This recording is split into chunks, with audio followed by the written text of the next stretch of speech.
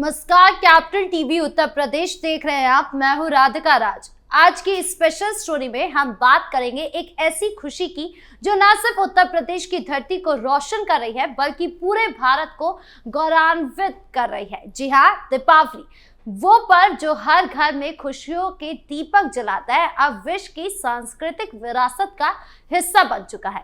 UNESCO ने दिवाली को अपनी प्रतिनिधि अमूर्त सांस्कृतिक विरासत सूची में शामिल कर लिया है और इस ऐतिहासिक उपलब्धि पर सबसे पहले और सबसे उत्साहपूर्ण प्रतिक्रिया आई है उत्तर प्रदेश के मुख्यमंत्री योगी आदित्यनाथ की। उन्होंने इसे गर्व का पल बताया है और ठीक ही कहा है, क्योंकि न सिर्फ एक पर्व की वैश्विक पहचान है बल्कि भारत की सांस्कृतिक शक्ति का प्रमाण है। दीपावली का नाम सुनते ही मन में क्या आता है? दीपों की झिलमिलाहट, मिठाइयों की मिठास, पटाखों की गूंज और परिवार की हंसी ठिठोली। लेकिन ये पर्व इससे कई ज्यादा है। ये अंधकार पर प्रकाश की विजय का प्रतीक है, बुराई पर अच्छाई की जीत का उत्सव है और नए आरंभ का संकल्प है। हजारों सालों से भारत में मनाया जा रहा ये त्योहार अब विश्व की साझी धरोहर बन गया है। यूनेस्को की अमूर्त सांस्कृतिक विरासत सूची में इसका शामिल होना कोई साधारण घटना नहीं है। ये वो सूची है जिसमें दुनिया की सबसे जीवन, सबसे मूल्यवान परंपराएं जगह पाती है, जैसे जापान की काबुकी थिएटर, चीन की एक्यूपंक्चर या फ्रांस की ब्रेड बनाने की कला। भारत के लिए ये 17वीं ऐसी विरासत है जो बताती है कि हमारी संस्कृति कितनी समृद्ध और वैश्विक है। और इस उपलब्धि पर मुख्यमंत्री योगी आदित्यनाथ ने जो कहा वो हर भारतीय के दिल को छू जाता है। उन्होंने कहा कि ये निर्णय उस उत्सव की वैश्विक पहचान है जो अंधकार पर प्रकाश की विजय और नए आरंभ के प्रतीक के रूप में मनाया जाता है। ये उपलब्धि भारत की सांस्कृतिक शक्ति और परंपरा की महत्ता को विश्व पटल पर और अधिक मजबूती प्रदान करती है। सीएम योगी ने अपने सोशल मीडिया हैंडल एक्स पर इस खुशी को शेयर किया और विशेष रूप से उत्तर प्रदेश के दृष्टिकोण से इसकी व्याख्या की। उन्होंने लिखा कि ये सम्मान उत्तर प्रदेश के लिए इसलिए भी अत्यंत महत्वपूर्ण है क्योंकि अयोध्या प्रभु श्री राम की पावन भूमि है। यहीं पर दीपावली की पहली ऐतिहासिक उत्सव परंपरा की शुरुआत हुई थी। दर्शकों, अयोध्या का नाम आते ही मन में रामायण की वो तस्वीर उभर आती है जब भगवान राम 14 वर्ष के वनवास के बाद लंका विजय कर लौटे तो पूरी अयोध्या ने घी के दीप जलाकर उनका स्वागत किया। वाल्मीकि रामायण में इसका वर्णन है कि अयोध्या दीपों से इस कदर जगमगा उठी जैसे आकाश में तारे टिमटिमा रहे हो। यही वह पहली दीपावली थी जो कार्तिक अमावस्या को प्रकाश पर्व में बदल गई। मुख्यमंत्री ने ठीक कहा कि अयोध्या केवल सांस्कृतिक आस्था का केंद्र ही नहीं बल्कि भारतीय परंपराओं की आत्मा है। ऐसे में इस पर्व की वैश्विक मान्यता अयोध्या के आध्यात्मिक महत्व को और भी प्रखर बनाती है। आज जब अयोध्या में भव्य राम मंदिर बन चुका है और दीपोत्सव विश्व परिषद हो चुका है, तब ये यूनेस्को सम्मान और भी अर्थपूर्ण लगता है। योगी सरकार ने पिछले 7 सालों में अयोध्या को नई ऊंचाइयों पर पहुंचाया है। 2017 में जब पहली बार सरकारी स्तर पर दीपोत्सव मनाया गया तो महज 1.71 लाख दीप जलाए गए थे, लेकिन 2023 में यह संख्या 21 लाख हो गई और 2024 में 25 लाख दीपों का रिकॉर्ड बना। Guinness book of world record में ये 3 बार दर्ज हो चुका है। सरयू तट पर लेजर शो, ड्रोन शो, आतिशबाजी, सांस्कृतिक कार्यक्रम, ये सब दीपावली को एक वैश्विक उत्सव मना रहे हैं और अब यूनेस्को की मान्यता मिलने से ये उत्सव और भी भव्य होगा। मुख्यमंत्री ने आशा व्यक्त की है कि अयोध्या का शाश्वत प्रकाश मानवता को सत्य और सद्भाव के मार्ग पर आगे बढ़ने की प्रेरणा देता रहेगा। सीएम योगी ने अपने बयान में प्रधानमंत्री नरेंद्र मोदी का भी विशेष उल्लेख किया। उन्होंने कहा कि ये अंतर्राष्ट्रीय सम्मान भारत की बढ़ती सांस्कृतिक प्रतिष्ठा का प्रतिबिंब है। प्रधानमंत्री नरेंद्र मोदी के नेतृत्व में देश ने विश्व स्तर पर अपनी सांस्कृतिक उपस्थिति को व्यापक रूप से स्थापित किया है।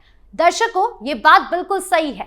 2014 से अब तक भारत ने अपनी सांस्कृतिक कूटनीति को इतना मजबूत किया है कि यूनेस्को सूची में एक के बाद एक भारतीय धरोहरें शामिल हो रही हैं। दीपावली को यूनेस्को सूची में शामिल करने की प्रक्रिया भी रोचक है। भारत सरकार ने 2024 में भी इसका प्रस्ताव जमा किया था। संस्कृति मंत्रालय ने 500 पन्नों का विस्तृत दस्तावेज तैयार किया, जिसमें दीपावली को सिर्फ हिंदू पर्व नहीं बल्कि बहुधर्मी उत्सव बताया गया। जैन धर्म में इसे महावीर स्वामी के निर्वाण दिवस के रूप में मनाया जाता है। सिख धर्म में गुरु हरगोबिंद सिंह जी की रिहाई के रूप में बंदी छोड़ दिवस, और बौद्धों में सम्राट अशोक के धर्मांतरण की खुशी, और आर्य समाज में ज्ञान के प्रकाश के रूप में। यानी दीपावली समावेशी है, सर्वधर्म सम्मत है। यूनेस्को की समिति ने इसे मानवता की साझी खुशी माना, क्योंकि ये पर्यावरण यानी कि मिट्टी के दिए, अर्थव्यवस्था यानी व्यापार बढ़ाना, और समाज यानी कि एकता को जोड़ता है।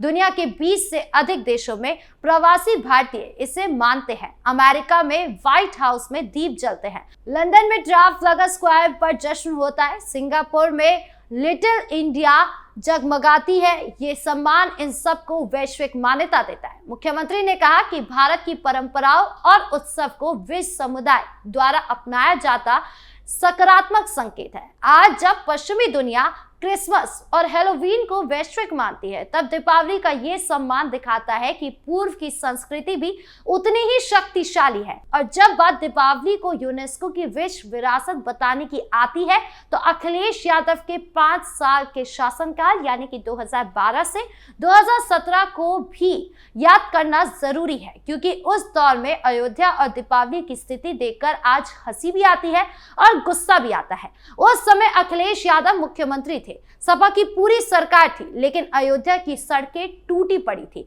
बिजली गुल रहती थी, सरयू तट पर अतिक्रमण का बोलबाला था, राम की पैड़ी पर कीचड़ जमा रहता था, और दीपावली को कोई सरकारी स्तर पर नहीं मानता था। ना कोई दीपोत्सव, ना लेजर शो, न गिनीज बुक का सपना, न यूनेस्को का प्रस्ताव, कुछ भी नहीं। अखिलेश उस समय लैपटॉप बांटने, साइकिल ट्रैक बनाने और लखनऊ में पार्क बनाने में इतने व्यस्त थे कि राम की नगरी को एक भी दीपक सरकारी खर्चे से जलाने की फुर्सत नहीं मिली। बल्कि उनके मंत्री तो खुलेआम कहते रहे थे कि राम मंदिर बनाना भाजपा का एजेंडा है, हमारा नहीं। और दीपावली को भी बस एक सांप्रदायिक पर्व बताकर उसकी महत्व को कम करने की कोशिश की जाती है। अखिलेश के राज में अयोध्या में बिजली कटौती और अंधेरे के लिए कुख्यात थी। दीपावली की रात भी लोग इन्वर्टर और मोमबत्ती जलाकर गुजारते थे, क्योंकि सरकार को ना तो राम की वापसी की परवाह थी, न दीपावली को विश्व स्तर पर ले जाने का कोई विजन था। नतीजा ये हुआ कि 5 साल में एक भी दीपक गिनीज बुक में दर्ज नहीं हुआ, अयोध्या में एक भी अंतर्राष्ट्रीय पर्यटक नहीं बढ़ा, और यूनेस्को तक पहुंचने का तो सवाल ही पैदा नहीं होता। उल्टा अखिलेश सरकार के समय अयोध्या में माफिया राज चलता था, अवैध कब्जे थे, दीपावली के नाम पर सिर्फ स्थानीय मेलों तक सीमित रह जाती थी। आज जब सीएम योगी के नेतृत्व में अयोध्या 25 लाख दीप जलाकर विश्व रिकॉर्ड बना रही है, राम मंदिर बन चुका है और दीपावली यूनेस्को की विश्व धरोहर बन गई है, तब अखिलेश यादव, उनकी पार्टी चुप्पी साधे बैठी है या फिर खिसियानी बिल्ली बनी हुई है। क्योंकि सच्चाई यही है कि अखिलेश के समय जहां अयोध्या अंधेरे में डूबी रहती थी, वहीं आज योगी मोदी की डबल इंजन सरकार ने उसी अयोध्या को विश्व की सांस्कृतिक राजधानी बना दिया है और दीपावली को घर घर से निकालकर विश्व मंच पर पहुंचा दिया है। ये फर्क है जंगल राज और राम राज का, ये फर्क है लैपटॉप वाली सोच और दीपक वाली सोच का। उत्तर प्रदेश में दीपावली का उत्सव हमेशा से ही भव्य रहा, लेकिन योगी सरकार ने इसे नई ऊंचाइयों पर पहुंचाया। अयोध्या में दीपोत्सव अब पर्यटन का केंद्र बन चुका है, लाखों पर्यटक आते हैं, अर्थव्यवस्था को करोड़ों का फायदा होता है। 2024 में अकेले अयोध्या में 10 लाख से अधिक पर्यटक आए। राम मंदिर के उद्घाटन के बाद ये संख्या और बढ़ी। अब यूनेस्को सम्मान मिलने से अयोध्या को विश्व धरोहर शहर का दर्जा मिलने की उम्मीद है। सीएम योगी का विजन बिल्कुल साफ है, अयोध्या को आधुनिक लेकिन सांस्कृतिक शहर बनाना है। यहाँ international airport, railway connectivity, hotel सब तैयार है। यह सम्मान इस प्रयासों पर मुहर लगाता है। कुल मिलाकर दीपावली का ये सम्मान हमें सिखाता है कि हमारी परंपराएं अमर है। मुख्यमंत्री का बयान न सिर्फ गर्व का है बल्कि प्रेरणा का भी है। आपके इस पूरे मामले को लेकर क्या राय है, कमेंट बॉक्स में जरूर बताएं। धन्यवाद।